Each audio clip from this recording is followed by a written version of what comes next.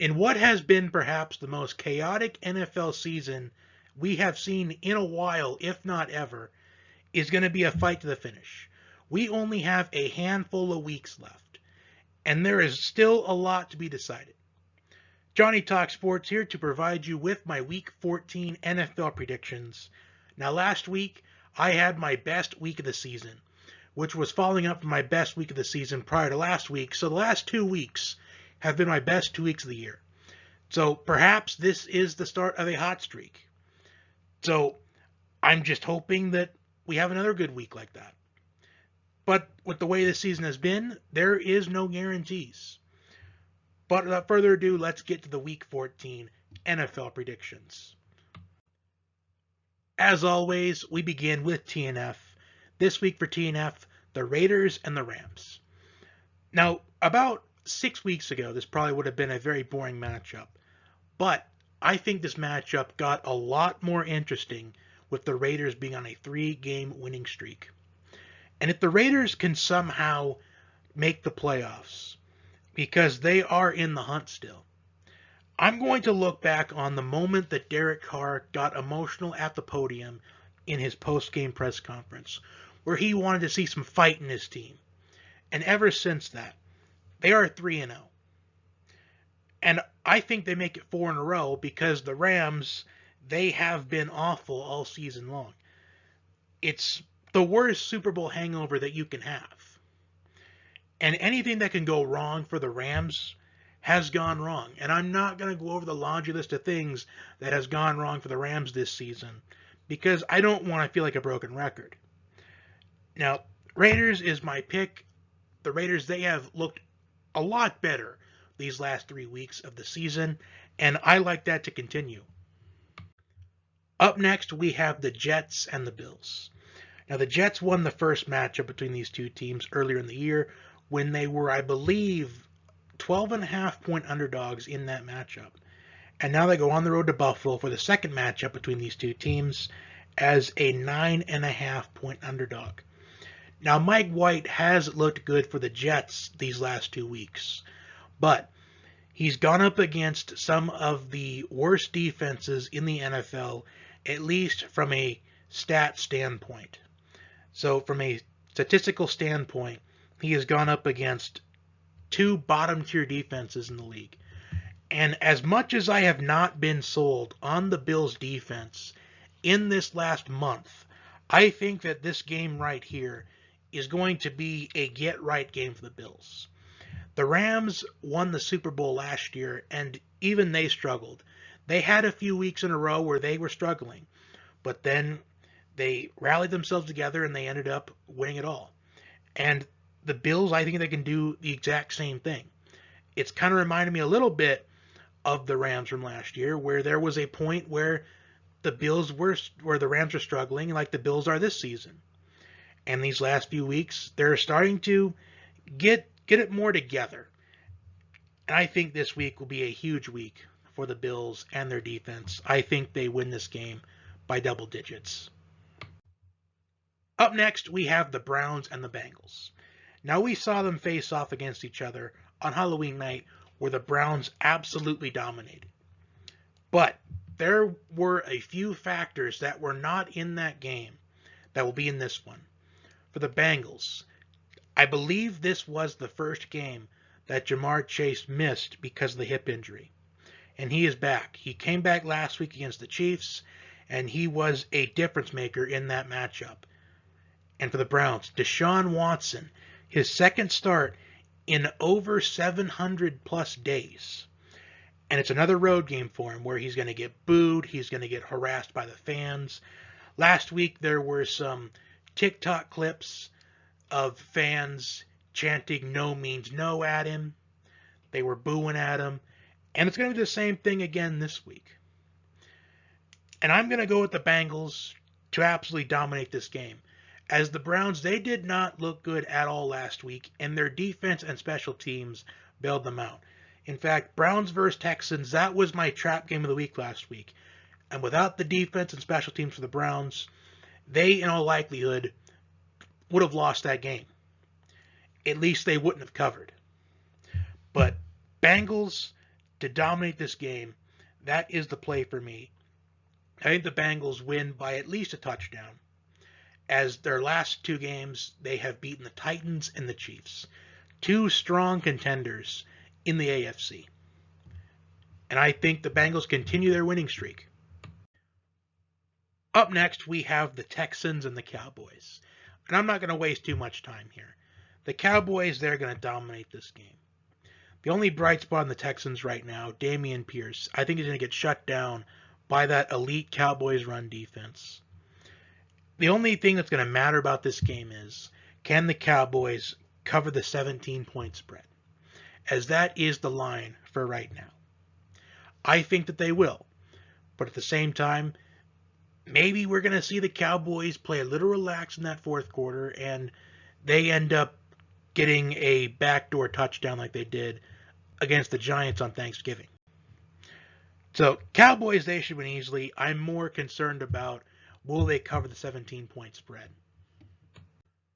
Up next, we have my first of 3 trap games this week. That's right, there are 3 games this week that I think are total traps. And my first one, Vikings-Lions. Now, here's why Vikings-Lions is a trap game this week. Now, yesterday I was looking at the lines, as I typically do on Mondays, because I'm curious.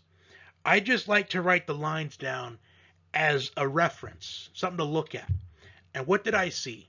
I saw the Lions at -1 for this game. I thought nothing of it. I thought, okay, that's just on Monday. By the time the game rolls around, it's probably going to be Vikings -2.5. But when I looked again earlier this afternoon, I saw the line has gone up to the Lions at -2.5. And I felt a little bit puzzled by that. I thought to myself, why would the line shift 1.5 in less than 24 hours without big news surrounding one of the teams in question? So I looked at the history between Vikings-Lions, and what I saw was very, very interesting.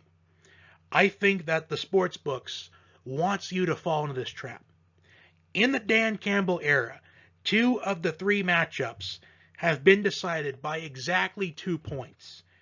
So if you were to pick the Lions to cover the 2.5, based off this recent history, you would lose with them only winning by 2 points.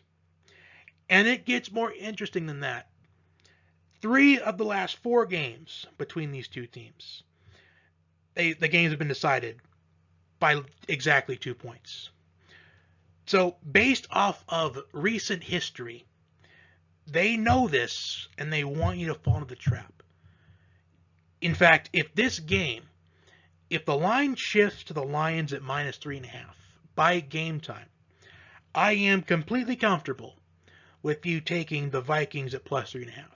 Now, this is not gambling advice. This is just something that I actually saw on the NFL history database.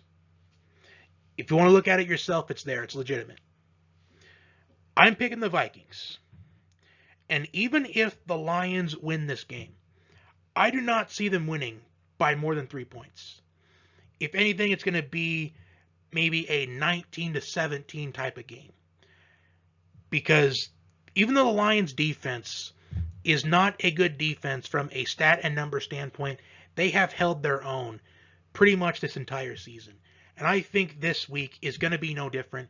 I am picking the Vikings, but if the Lions win, I doubt it's by more than 3 points. So if that line shifts to Detroit -3.5, you take the Vikings. Up next, we have the Jaguars and the Titans. Now, Derrick Henry has been shut down by the Bengals and Eagles in the last 2 weeks. And the best thing that you want to see on your schedule, if you're Derrick Henry, is the Jaguars as your next opponent after being shut down for 2 consecutive weeks. Because Derrick Henry, at least more often than not, dominates against AFC South opponents. And I think this week is going to be no different. The Jaguars, they have pieces that are very talented on their roster. Zay Jones has stepped up throughout the last couple of weeks. Christian Kirk has stepped up this season. Travis Etienne, he has been doing well up until the last couple of weeks. but I'm going to go with the Titans. I just feel like this is going to be a comeback game for Derrick Henry after his recent struggles. And I'm picking the Titans because the Jaguars, I really don't know what to think of them. They host the Cowboys next week. And potential spoiler, depending on what the line is, Cowboys Jaguars just might be my trap game of the week next week. Up next, we have the Eagles and the Giants. The Eagles sit at 11-1 on the year right now and essentially have a 2-game lead over the Vikings for the first seed in the NFC. And Jalen Hurts, in my opinion, is in the lead for the MVP race. As these last couple of weeks, he has been phenomenal. He has been near perfect for the Eagles. While the Giants, they tied the Commanders last week, and honestly, I don't get why we still do ties in the NFL. I just don't get it. Why can't they just do it like hockey in the playoffs or even in the regular season? Like, why can't they just do like 2-point plays like they do in college after the second overtime? I just don't get what's so difficult about the NFL, or they're willing to settle for ties still. And honestly, if I went to that game, I am demanding my money back.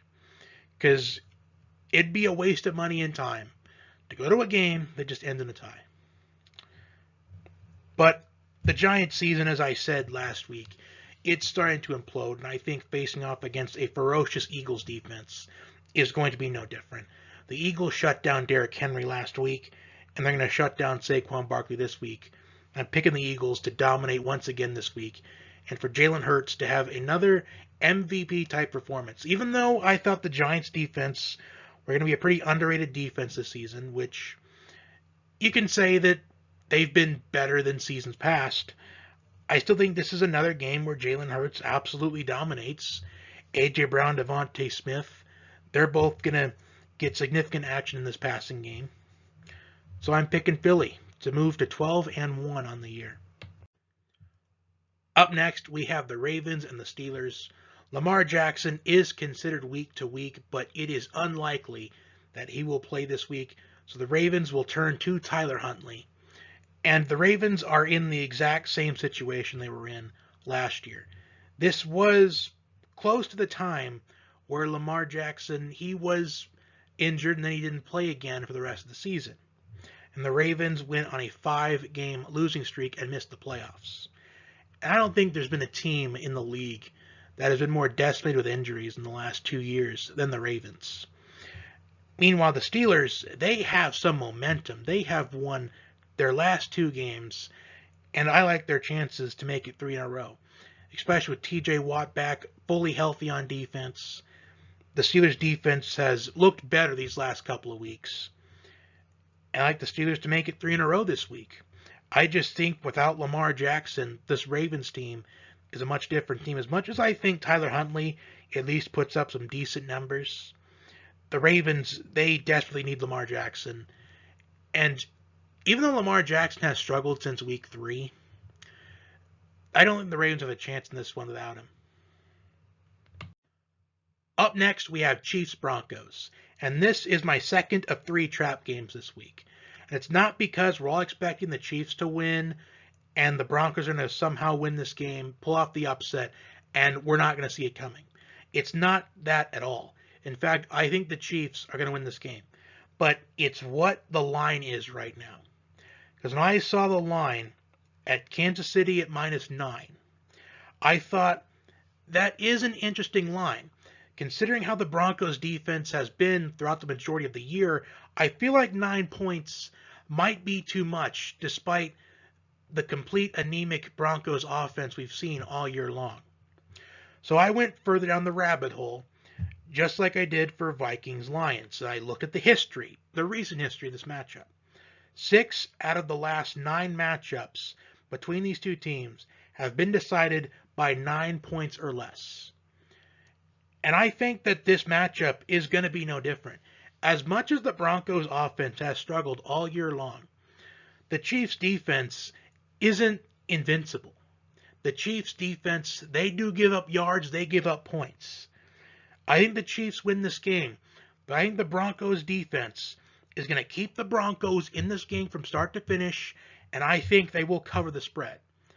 So if I were in your position, if somebody were to bet on this game, I would not mind throwing out Broncos +9 because based off recent history, I think the Broncos cover in this one, but I still think the Chiefs win. Up next, Buccaneers and 49ers in what is my third and final trap game of the week. Now, what makes this a trap game? The 49ers lost Jimmy Garoppolo for the season, so they turned to Brock Purdy, who was known as Mr. Relevant in April's NFL draft. And he held his own against the Dolphins. He had to come on early in the game, and he did well against Miami. But the Buccaneers defense, despite their struggles this season, the Buccaneers defense has been good for the majority of the season. And I think this is going to be a defensive battle. Now, what makes this a trap, the line is set at 49ers -3.5. The Buccaneers are off of an emotional comeback win on Monday Night Football against the Saints. We saw Tom Brady come through in the clutch once again, game-winning touchdown with 3 seconds left in a thrilling finish. I think this is the ideal defensive battle. I think this is going to be one of those 17-14 games where I don't think the 49ers cover in this game. I'm picking the 49ers, but I think it's only going to be a 3-point win. I'm thinking we're in for a low-scoring game in this one. I'm going with 17-14 49ers. I think both defenses show up to play in this game, and it will come down to the fourth quarter. It's going to be which defense is going to stand tall in that fourth and final quarter, and I'm giving the edge to the 49ers. Up next, we have the Panthers and Seahawks. The Panthers are coming off their bye week. They released Baker Mayfield, and Baker Mayfield got picked up by the Rams today. While the Seahawks, they have been an up-and-down team for the majority of the season. One week, they established themselves as a very underrated team. Then another week, they're a bottom-tier team. Then it's underrated team, overrated team. And they're coming off of a thrilling win against the Rams last week, adding insult to injury for the Rams season. So the big question is, which Seahawks team is going to show up this week? I think it's going to be the underrated team. I think the Seahawks are going to come into this game and they're going to dominate this game. Although the Panthers, ever since they let go of Matt Rule, they have been a scrappy team. A team that is not going to give up. A team that's just not going to roll over and just take the punishment. I think the Panthers are going to fight in this game, but I've got to give the edge to Seattle. I think Seattle's going to pull away in the second half. I think the Panthers are going to hang in there as much as they can, but I'm going with the Seahawks. Up next, we have the Dolphins and the Chargers. And let me tell you, I am glad the NFL flexed this game to Sunday Night Football because I did not want to watch another Broncos game in primetime. And I think that this game has the potential of being an offensive battle. It's going to be an exciting matchup. Tua Tagovailoa and Justin Herbert. Two quarterbacks that were drafted 5th and 6th in the 2020 NFL Draft, right behind Joe Burrow, who was taken #1 overall. And I am going to give the edge to the Chargers in this matchup. The Chargers, they are coming off of a loss to the Raiders last week, and it really hurt their playoff positioning in the playoff race. But I'm going to go with the Chargers as Justin Herbert steps up in primetime. Justin Herbert, I'd say, does a lot better in primetime than he does in the afternoon. But Tua suffered his first loss this season when he starts and finishes the game. But it was against a 49ers defense that is one of the best defenses, maybe even the best defense in the NFL. But I'm still going with the Chargers. I think this game is a swing game this week, where the game's going to go either way, but I think it's going to come down to one play in the fourth quarter, and I'm giving the edge to Justin Herbert. Because Keenan Allen is back. Keenan Allen is confident. He got a touchdown last week to boost the confidence for the Chargers moving forward. So I'm picking those Chargers in a shootout. About 38-35. I think to be that high scoring of a game. Week 14 concludes with Monday Night Football, Patriots and Cardinals.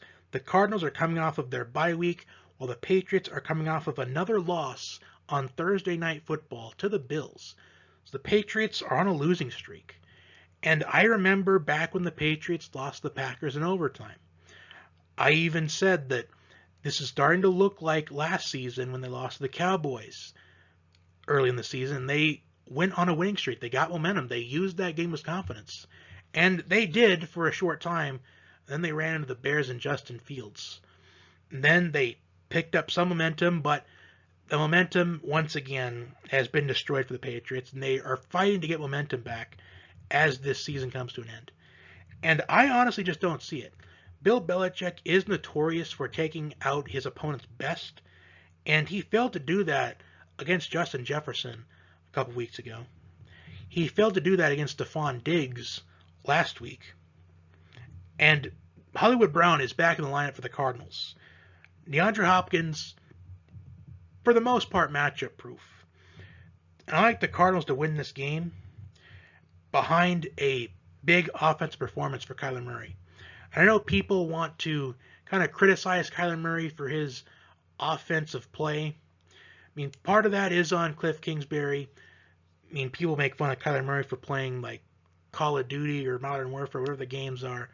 But I think the Cardinals, they win this game, and we'll see how the Cardinals end the season. And that will do it for my Week 14 NFL predictions. Like, share, comment, and subscribe. Until next time, have a wonderful day and enjoy the NFL this weekend.